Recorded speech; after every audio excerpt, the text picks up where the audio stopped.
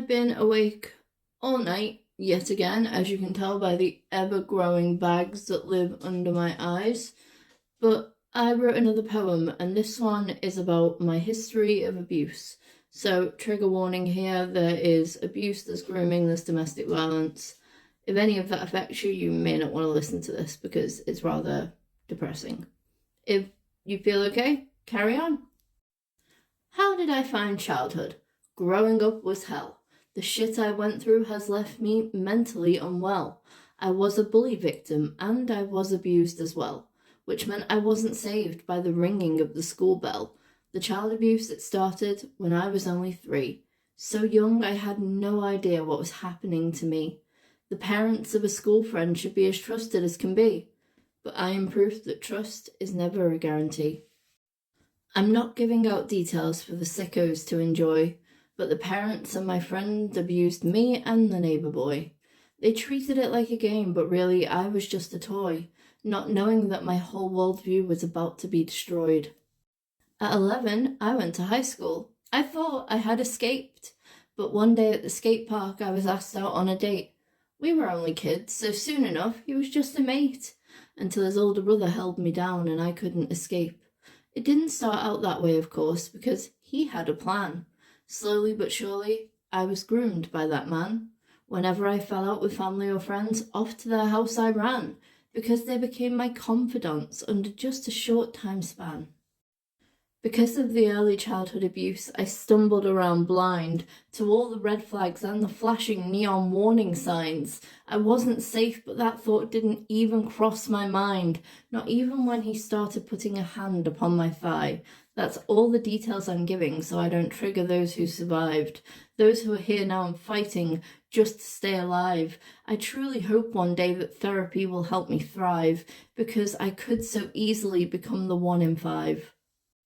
I grew up and escaped from him, but from the frying pan to the fire. At 16, I met a 23-year-old who was a massive liar, but not just about small things. No, he wanted to inspire. A master race who wanted certain people to expire. He took my virginity and I bled for 2 weeks straight. It wasn't until I was older that I recognized it was grape.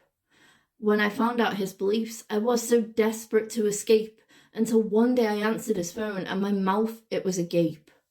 The phone was ringing, he was showering, I couldn't believe what I'd seen. The person calling him, my cousin, who was only 13. She called me years later and said, "Sammy, have you seen? That man's house is now a massive crime scene." Next thing I knew, the police were calling me in for a statement. They said he murdered a man at the same time as when we dated. He tried to claim it was his boyfriend and that he was gay, but I threw a wrench into his plans with the words I stated. After that, I got a reprieve, a little time to rest, before life decided to throw me another test. The man I dated at 18 became a stalker and obsessed, but first he beat me black and blue for 1.5 years, more or less. He was a Coca-Cola addict and an alcoholic too. He treated me like the dirt on the bottom of his shoe. I wanted to escape, but I just didn't know what to do, until one night he beat me up in front of all of my work crew.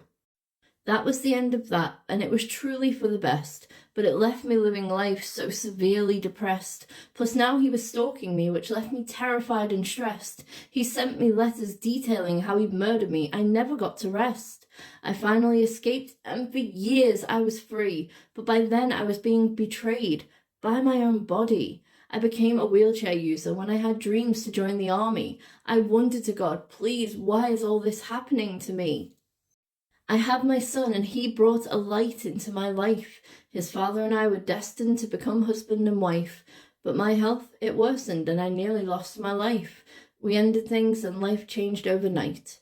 Suddenly I was homeless with my 1-year-old Ellie bear, couch surfing with friends who showed me so much love and care, finally used to my life in my electric wheelchair, knowing the perfect house was just waiting for me out there. I tried to go back to uni over 100 miles away, spending time with my mum each weekend to send my son to school on a Monday. Do I ever regret moving ever so far away? You bet I do. Every single day. I finally got settled and I started to date. I met a guy online who persuaded me our meeting was fate. Within a month we were engaged and we set a wedding date. Looking back on this decision, I well and truly hate. We got married in fancy dress on my favourite date, Halloween. For a year or so, things were fine and he treated me like a queen. But then we were hit with a pandemic, COVID-19, and suddenly an angry side came out and it was truly obscene. 4 years of marriage to him before I hatched my escape. I knew we had to go that fateful Christmas day when he screamed and swore and raged into my precious child's face. I called his dad and had him picked up. We were no longer safe. For 2 months I started to live there, sharing the same bed. With the slightest provocation, he would bite off my head. I constantly look back and regret the life I led.